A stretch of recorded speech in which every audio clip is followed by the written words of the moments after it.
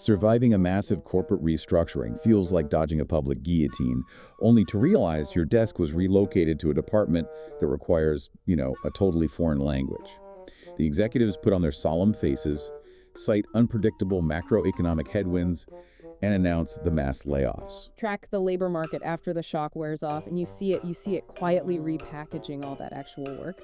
You are expected to just kind of keep grinding as if nothing happened. We are tearing into the World Economic Forum's Future of Jobs Report 2025 today. Our mission for this deep dive is to map precisely where the work is going, figure out what skills will actually save you, and cut through the corporate noise while everyone else is distracted by the severance packages. Quantify this specific corporate chaos using the WEF's projections. By 2030, they project a staggering 170 million new roles created globally, alongside 92 million roles permanently displaced. That equals a 22% global workforce reshuffle happening in less than a decade. Almost a quarter of the entire global workforce changing jobs or being forced to adopt entirely new qualifications. You are watching like a massive game of musical chairs where the furniture constantly mutates while the music plays. Grab a regular chair, and suddenly it turns into a unicycle. You are expected to just start pedaling and act grateful for the exercise. The technologies bending the market dictate the shape of those unicycles.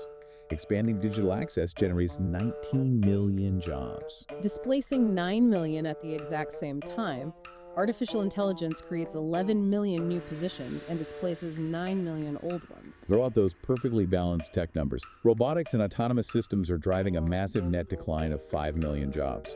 Mechanical automation is quietly doing the real damage while everyone complains about algorithms. Hardware automation takes over the physical floor while software quietly consumes the administrative floors.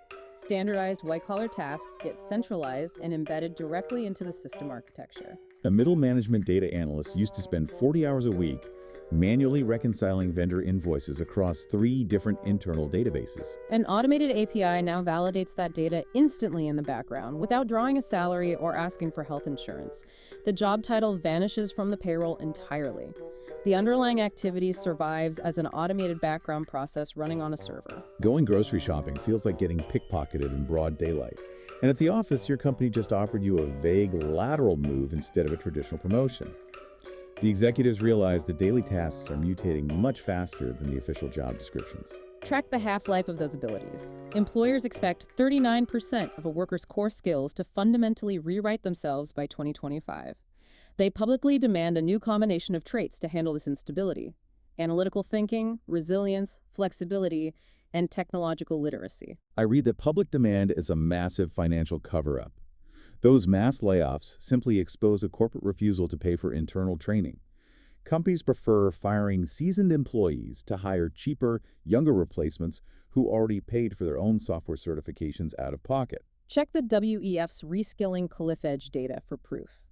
Out of 100 workers, 59 require significant training by 2030 just to remain viable in their current fields.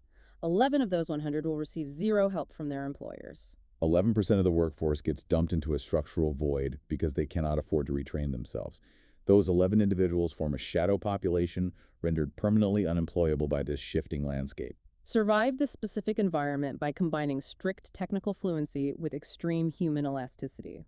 Know how to code the machine. Be resilient enough to survive when the machine gets updated. 63% of employers view skill gaps as their biggest barrier to long-term growth.